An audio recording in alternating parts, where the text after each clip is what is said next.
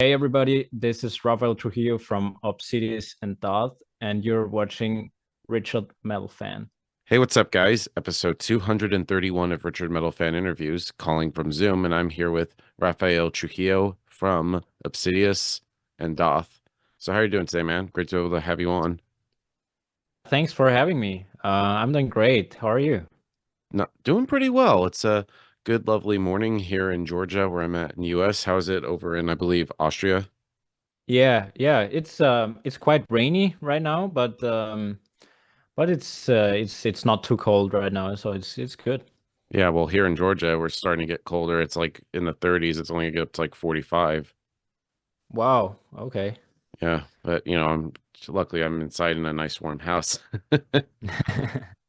Yeah. So kind of the format is I want to talk about like your musical history and sort of do a little rundown of your discography, but take me back to young Rafael Trujillo. So kind of growing up in Austria, what were the first bands that got you into metal? What made you want to start playing guitar? So probably I started out.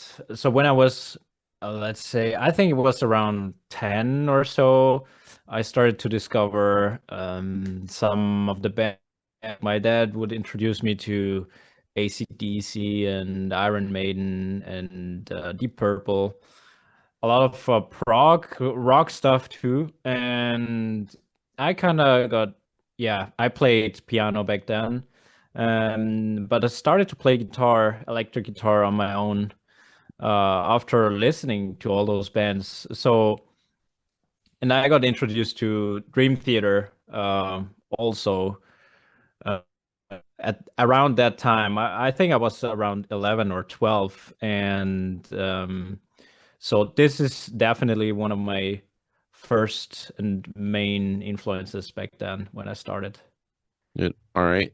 And do you remember like the first bands you ever played in? The first band I ever played in, I mean, it was mainly local stuff. I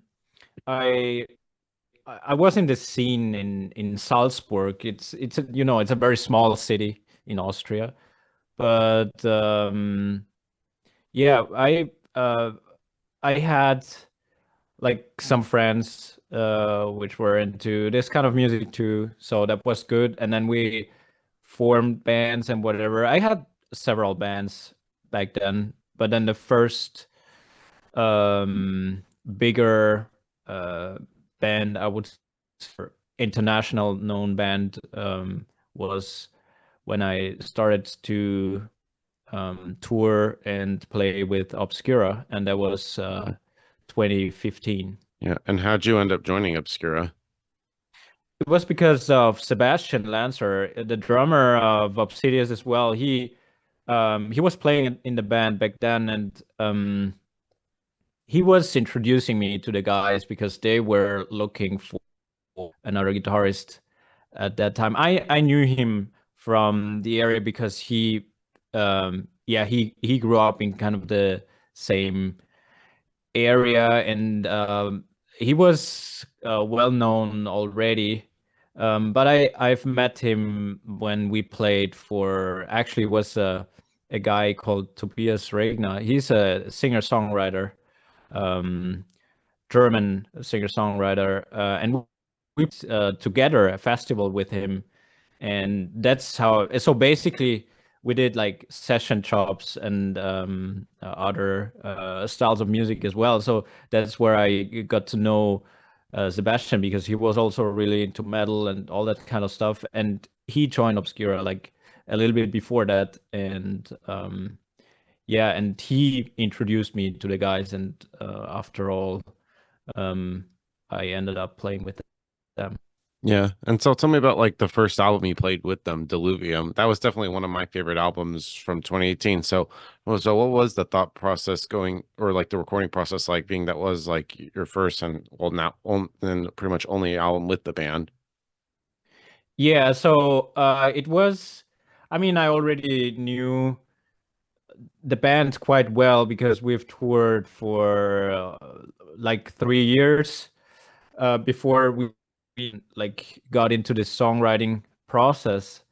And then I felt it was a very cool experience, because also we didn't really meet in the rehearsal room and jam together. It was pretty much like everything was done remotely, even back then. Everybody was on his own writing stuff, getting into ideas, and then I would send some of the ideas to Sebastian, and he did some drums to it, and then he sent it back, and so that's kind of the process behind the whole thing. And then also we had a lot of Skype sessions where we just sit down together and then discussed about certain parts. And yeah, but it was we all were like um, we had all like very specific ideas we wanted to include, because we wanted to have this tech death thing um, going on still, but then making like new, like adding new elements to it, like some of the orchestral elements or some of that kind of stuff, which was pretty new to the band at that time. But yeah, it was a really cool experience, but also stressful. The recording process was quite stressful because um, it was much more to do than we acted at that time. But yeah, it turned out pretty well, and I'm really happy about it. Yeah. Yeah. And what was like the touring cycle like? Because I remember the first time I ever saw you play live was you played at the Masquerade in Atlanta, Georgia. It was that the Diluvian tour. It was like Obscura, Beyond Creation, Inferi. I forget. There's like a couple other bands I can't really remember. I think wasn't it with Archspire and Legion also? No, Maybe oh, I I think it was Archspire. say. I don't remember Legion on the bill. Maybe it was, yeah, Archspire definitely, and then I think it was Beyond Creation, and Yeah. yeah, yeah, I think so too. Yeah. So what was that tour like? That was a really cool tour, actually. I remember because it was my first time having a longer tour in North America, and um it was a great experience for me also, because it's totally different than touring in Europe or in other parts of the world. It's it's a lot more driving. um, Going from one city to another, or one state to another, it's like it's long drives. But we had a lot of fun on that tour. A lot of things happened, but it was also quite successful. Also because the band didn't tour in the United States for a very long time before that, so it was kind of um, yeah, maybe some kind of comeback, thing like that. Yeah. Was that for you like your first time ever in America? I've been to America a few times before that, but mainly, I think that my very first time was being at the NAMM show. I think it was 2017 or so, or 16 even. Um, so it it was definitely one of my first times, but not the first time. Awesome. And so what was like your favorite city to be on that tour? Because I think that was probably like your first time like exploring like all these other states on that tour. Yeah, yeah, definitely. Um, wow, that's hard to say. It's um we played in a lot of great places. There are a few things I remember. I remember the show in I think it was the one in LA was great. It was really successful. Then there was another one in um, when we were in Canada. We had a few interesting things going on. For example, um, our drum tech burned his hand of because of boiling water. It was crazy. Holy shit. I think that was Vancouver or so. We had the ambulance there, but we had to make the show happen somehow. So um, yeah, it was like a lot of different things happened. Also, I remember Stefan back then. He lost his passport, Oh yeah, I and remember then hearing about um, that. yeah, and then he had to fly to another place because um, to make up like um, um, to make up a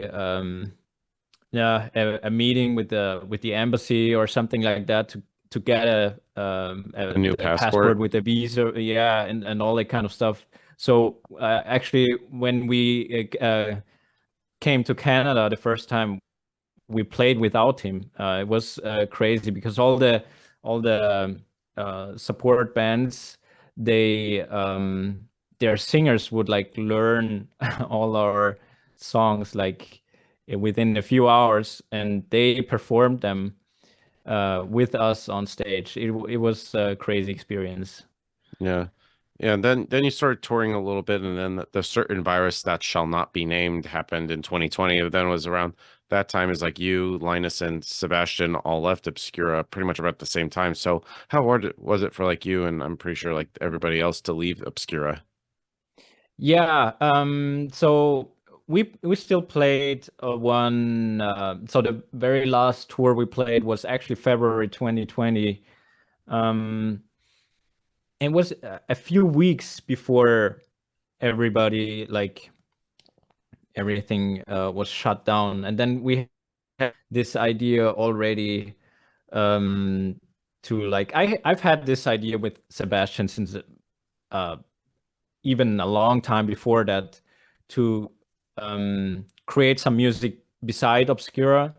So we had some material prepared already to make some kind of side project. But then we've had like difficulties in the band, and we were talking. The three of us were talking about it, and then we said, okay, let's just yeah, there is no gigs happening, no shows happening anyway, so um, that's the perfect that's the perfect time to create something new, and that's what we did. And then we really focused on writing new material as well, and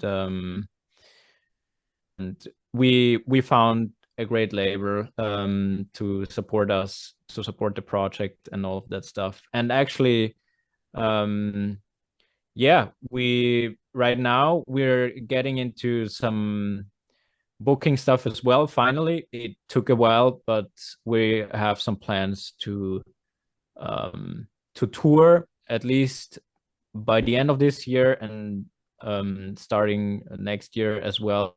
And we're already on a second album, so writing Wow. stuff for it at least. So uh, yeah, the show must go on, so to Yeah. say. Yeah, but tell me about like forming Obsidious because like you all been only been around since 2020, so about 4 years. So it's like you, Sebastian, Rafael, and then of course you got Yavi. How did you find Yavi? um, I back then we did an audition for um we've had a few singers, um but it was not public or anything. It was basically uh, then us talking to a few singers, and then um actually a friend of mine introduced me or showed me, hey, you should hit up this guy. And then we were like, okay, this sounds interesting. um, and then I just messaged Javi, and then he sent the demo back, and we were like, this sounds really amazing. And we were actually looking for something which or for someone who can like do like actual singing, different types of screams and growls. Like he has a variety of sounds. Like he can do a lot of different stuff, and that's exactly what we were looking for. And back then he was not really in an active band or anything as well. So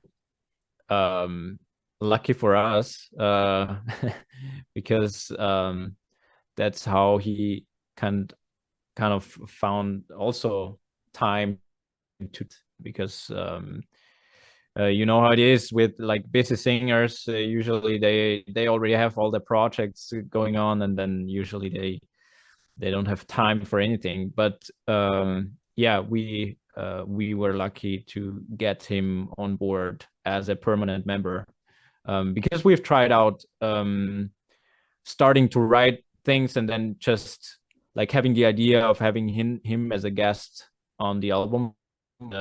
Yeah, in the end, All it right. turned out to be yeah, our permanent singer. All right. And then of course you started like writing some songs, and then you got signed to Season of Mist Records. So how did they find Obsidious? They actually they wrote us right when they, so when they found out about three leaving Obscura, um they were aware of it, and then we were in contact with them for a while and talked about different possibilities of working together. And we still had a few other labels in mind which we thought we could work with, but in the end, Season of Mist was like they were very like passionate about it. And yeah, and it's in the end, that's uh we really had the feeling that they wanted to support that project, and they were really into it. So it was quite easy in the end to uh yeah, to say, okay, we just go with them. Yeah. Yeah. And what was it about them then that made you all be like, that's the one? Yeah, so it's probably also because, I mean, we knew them because of Obscura also already. And um the guys from Season of Mist, um they provided some of uh, like some of their contacts already, also for Obscura to tour with different bands and all that kind of stuff. Also, the connection with our Archspire back then, because they're also a Season of Mist band. And um, yeah, it just turned out to be the best option for us. Right. And then kind of going into October of 2022, you released the debut Obsidious full-length album, Iconic, which I thought was a really great album. I think you guys really hit the ground running with that. Thanks. So how was the writing and recording like behind the album? So obviously we had some of the ideas already, um, because as I said, we've had some ideas to do this side project before, and then we also already collected ideas for a new Obscure, but then all this happened, and then we said, okay, let's take some of the material and adapt it so we can use it for the new Obsidious record. And the whole record is done also remotely, pretty much similar to what we've done with Diluvium as well, but more advanced, I would say, in a sense that um, we really used technology in order to get that done, because we've had we've had a few sessions also with Javi where he would record like in real time, and we just listen and say, okay, maybe you can do this note on that chord, or maybe you can do this rhythm there, and yeah, we have a pretty good communication, so it's pretty easy to do these kind of things. And yeah, same thing. It's basically like when I record here in my home studio, and then I would just send files around, and everybody gives feedback, talk about it, and then we do some adjustments, and Sebastian does all the drum programming even before for the pre-production, let's say. And the pre-production is already pretty near to where we wanted it to be in the end. So we do the pre-productions on our own, and then for the record we worked together again with Victor Bullock, Victor Santoro. He used to do a lot of obscura stuff as well, and he's kind of in the same area as we were too. So he helped us with recording the drums, and he pretty much mixed the whole album and used it with us together. Right. And how would you describe like the concept of the album, like the meaning behind it?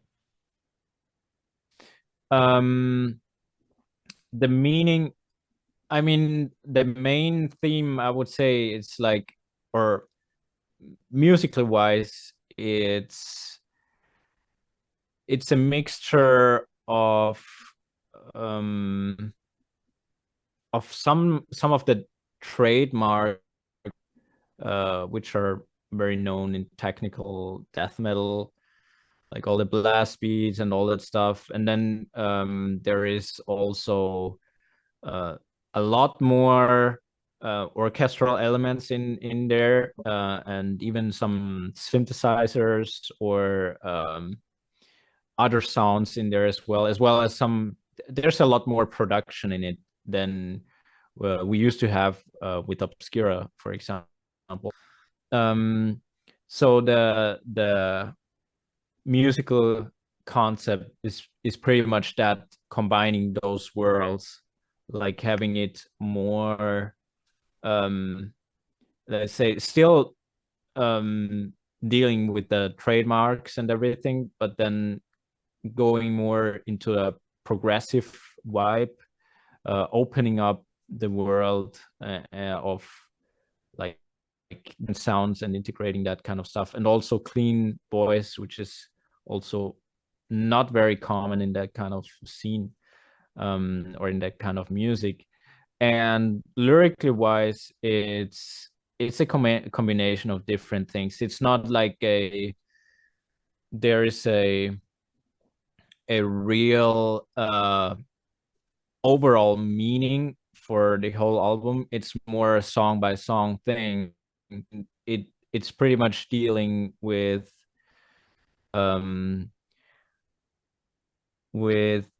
things you would face we face like in general in our lives. So for example, the song I Am, just to name an example, is just about someone, like about having someone in mind, and then in the end it turns out that it's basically myself talking about different things. So it's a mixture of psychological themes, and some of them even a little bit of getting into politics, but not too much. It's just working around with these kind of psychological themes. Yeah. And then tell me about like the artwork for the album, because I think it's one of the best artworks I've seen. I know you worked with Thanks. Adrian Busen. So how did you Yeah. get in touch with him to create the art for the album? Because I think it just looks very futuristic-y, apocalyptic kind of vibe behind it. Thank you. Yeah, it's Adrian is amazing. He has done so many great artworks, and actually Season of Mist got us into touch with him as well. And we were like, from the beginning, we were like, yeah, we want to work with this guy. It's a great opportunity for us. And we've had this in mind. um like the artwork turns out, like, our idea was combining these elements, like also in terms of colors, is like blue, red, and dark colors, like, and black, um and combining it with the stone, because Obsidious, the name is coming from like the obsidian stone, which is also very dark, um and it's like this volcano stone, which can be very fragile but also uh, uh, very strong, in a sense.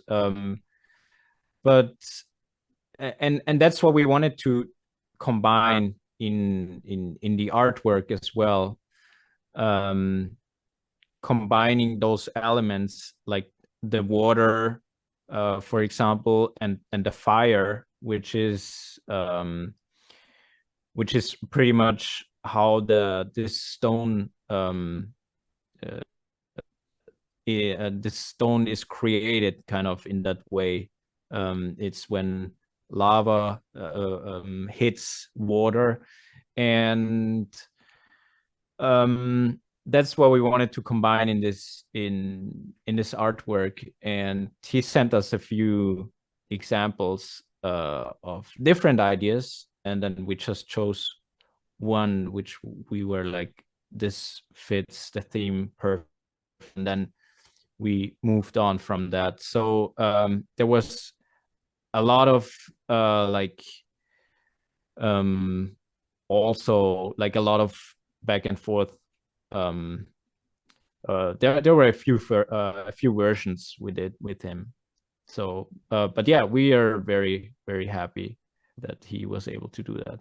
Yeah. And talking more about the songs on the album, because I feel like the Iconic has like a variety of different songs. Like I remember even hearing like the title track is just really a great song, and then going like from other songs like for example, Heavy as Lust has a bit of a slower kind of vibe to it, but even have like songs like Bound by Fight here, I think is great, and even almost hints of power metal with like the songs like Devotion. And so I feel like every song hints like a different kind of vibe, and I'm pretty sure like you and everybody else in the band sort of like brings like their own influence into Obsidious. Yeah, so um thank you. Yeah, it's a lot of different elements in there, and that's what we wanted to define, or let's say, maybe I can find a better word for it. Also combining these elements was one of the main goals. So for example, in Iconic, um like it started out, we started out having like a tech death theme. Also the tempo and the blast beat, the main riff in the beginning of the song is pretty much something we had in mind for Obscura back then.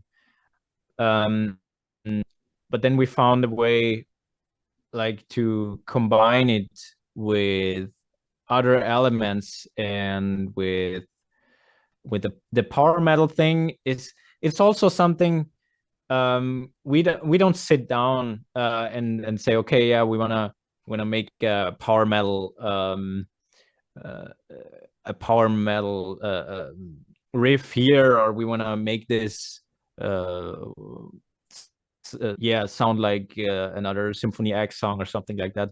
That's not how we do it. It's more of an intuitive thing.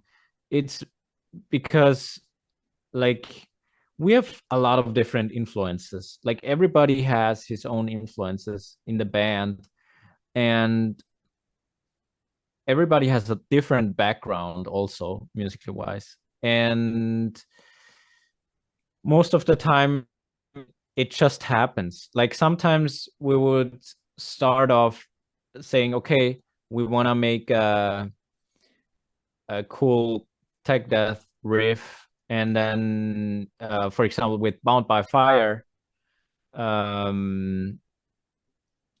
with the pre-chorus, we wanted to have, okay, yeah, let's keep with that vibe. And then we wanted to combine it with different for example, Sebastian would come up with some of the rhythmical ideas, which can be very complicated sometimes, but it's good for the band, because then we can say, okay, here we have this pattern, let's make something out of it and put it later in the song or something. But mainly it's always starts with either a main riff or a chorus idea or something like that, and then we just go from there. But the fact that it combines so many different styles of music is not, I wouldn't say it's because of what because of we wanted it to be like that. It's more because it happens naturally, and it's because also the first time, like also the whole time in Obscura, when we when we did some songs for that band, was a little bit different, because we were thinking of, okay, we really need to try to fit the style of music there. It shouldn't go too far off, you know. And then for Obsidious, for the first time, we had the idea of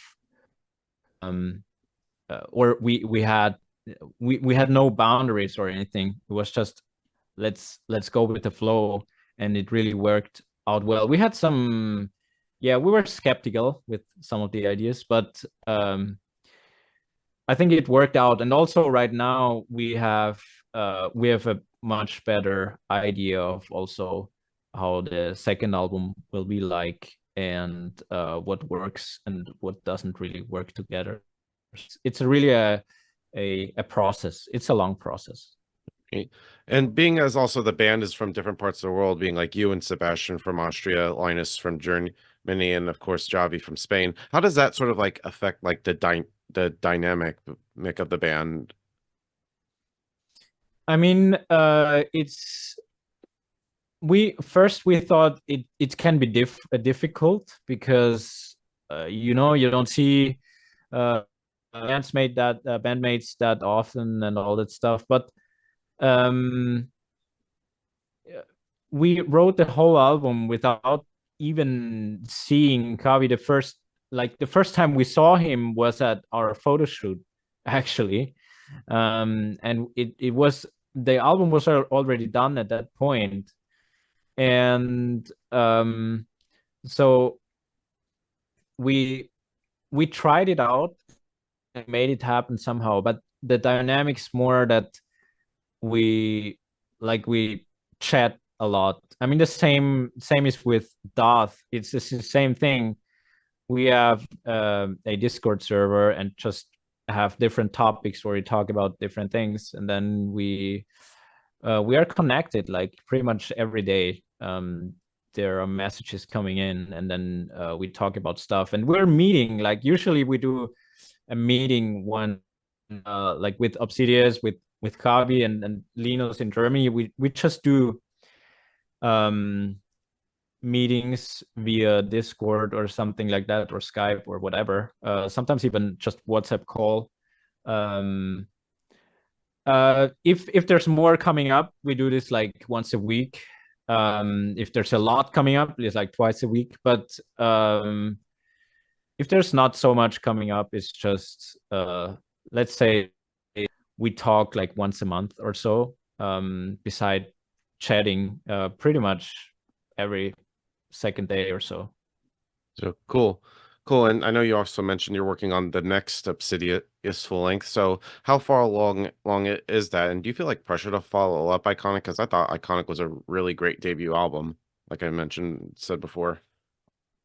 Yeah, so I mean, ideal would be getting out new stuff as fast as possible, but yeah, it takes time. I think um right now we're still in the songwriting process. So I we don't have any like recording um date set yet or anything. So it might also depend on what kind of are coming up now for this and next year. Um but we definitely aim for at least putting out a new single or something. um yeah, I think probably next year or so will definitely be there some kind of new music.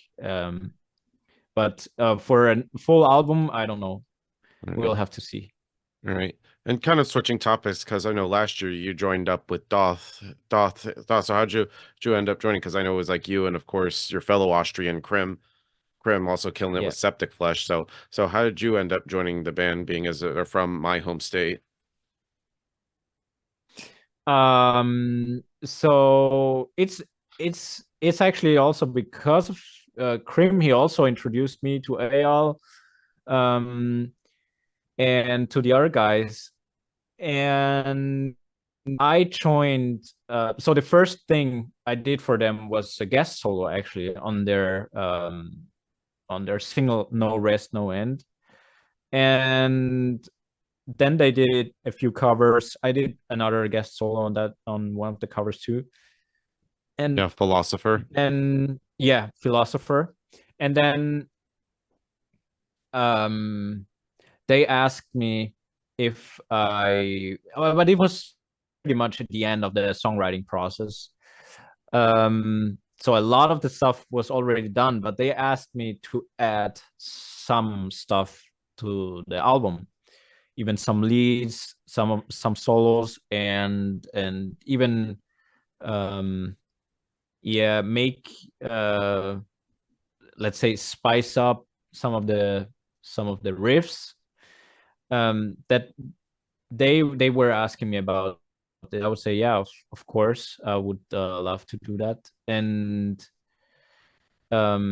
yeah, so it was also a process. It was not that you want to be in the band, okay, let's do it or something like that. It was more like, okay, first guest solo, let's see how this turns out. And then we talked about a lot of different things. And then I got involved into the actual recording process, first in the songwriting process, and then Al was like, yeah, I need you I would need you to record even some of the material. So I recorded quite some stuff as well for the album. And yeah, I got to know them like bit by bit. And then yeah, it ended up to be um like great, and we were all happy with working together. It turned out good and well. And yeah, and now we met the first time in January. um that's where we met the first time, actually. And have you all started like I because I know you have the singles out. Have you all started working on the an actual full length Daath album? Yeah, we have worked on new singles, which will also come out pretty soon. Also, the I'm not sure if there's already a not yeah, official um date or something for the full-length album, but it will come out this year with songs I've played on. Awesome. Some and sort of talking about like your guitar playing because I think you have a really great guitar or tone and everything and the leads you come up with are fucking amazing. Like do you pretty much know like music theory? Do you ever know like okay, what scale I'm playing? Yeah, so my background is pretty much um first I grew up playing like classical music a lot. Also in my secondary or high school. It was even sang in choirs and stuff like that. So I got into that all like into that kind of music very early on. But then when I started to play electric guitar more seriously, I wanted to study it. And I figured out when I was like 16 or so, I was like, okay, I want to study, I want to actually go study electric guitar at a university or whatever. I started to I figured out pretty fast that the only way to study it is like learning jazz. So I took lessons from like jazz players, local jazz players, and also then I actually went to study to Amsterdam, to the conservatory. Um, and I also went to Boston for 2 semesters and studied there at Berkeley with great players, amazing players. And so I got into jazz. So I have this kind of classical and jazz educational background, I would say. But from the very beginning on, I was always like into metal music and all that kind of stuff. So I still wanted it to be part of my of my, let's say, of my musical career. So um I played in metal bands always. I never um I never stopped playing metal or anything at some point, because actually I when I started to study and went to those places to study jazz, I met some guitarists, a lot of other guitarists who were like, yeah, I started out playing metal music, but then I switched to jazz guitar. And I never could really like understand that, because I was like, oh, why would you stop to play the um that music? Why you even started doing it? So um but yeah, anyways, it's as I like I have, because of this background I have, obviously I'm pretty um like specific about certain scales and chords and stuff I use. Some of that stuff doesn't really fit the metal context, so I have to work around that a little bit, and I have my concepts like to integrate that into some of the songs. Okay. And sort of like talking about like your gear, because I think you have like some badass guitars. So I'm always curious like what your rig is like, guitars, pedals, amps, and all that good stuff. Thanks. First of all, that's great to hear. It's pretty much, it's a pretty simple um setup actually. I'm using Kiesel guitars since quite a while now already, like 2017, and I use their pickups, and I use basically most of the stuff is recorded with neural DSP, either plugins or the quad cortex.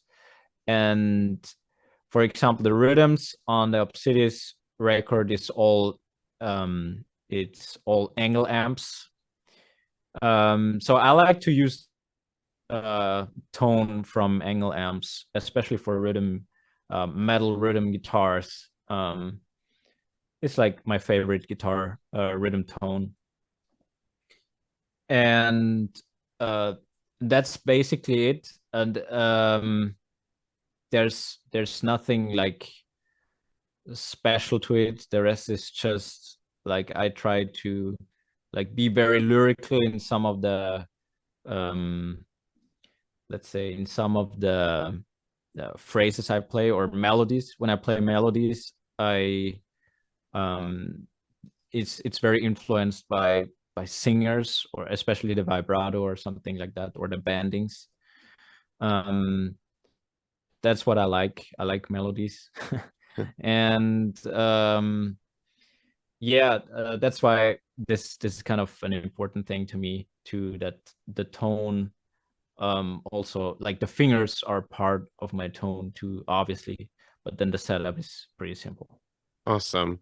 So, and kind of like in the end to wrap things up, what's next for Obsidious and Daath? I know you've already covered that you're working on albums in the works for both of the bands. Like, but what's like next in terms of like touring and stuff? Is there like any US tours planned with Obsidious, or maybe even a Atlanta, Georgia hometown show for Daath? Hopefully, so hopefully that all that will happen. um there's by the end of this year, so with Obsidious we have uh, some European shows planned already. um but they will all be announced in the next few weeks probably, and obviously some festival shows as well as for next year. And then, as I said already, in the new material is on the way, so we're working hard on that too. And with Daath, it's the record, the full length record is coming out um, in a couple of months, weeks or months. Um, I don't know the exact date, but there will be an official release date pretty soon. And with touring, we're still in the process of um, talking about some stuff, but it's definitely on the list to play play there, play wherever actually we can play. We would love to, and yeah, hopefully it will. It's just a matter of time. Hopefully it will happen soon. All right. So, thank you, Rafael, for this conversation. It's great to be able to have you on. Is just any final words you want to say to the viewers that are watching this to close this out? Yeah, I just want to say thank you for everybody who supports this kind of music, supports the bands I'm playing it, or supports the um, even some of my solo stuff, or the stuff I post on social media. And I think, yeah, also thank you for doing these interviews and being active in the community. That's very cool. And uh, the itself is like it's like the important thing, the most important thing. It's not happening without all of you. So thanks a lot. Awesome. So, everybody, Rafael Trujillo from Obsidious and Daath. See you next time.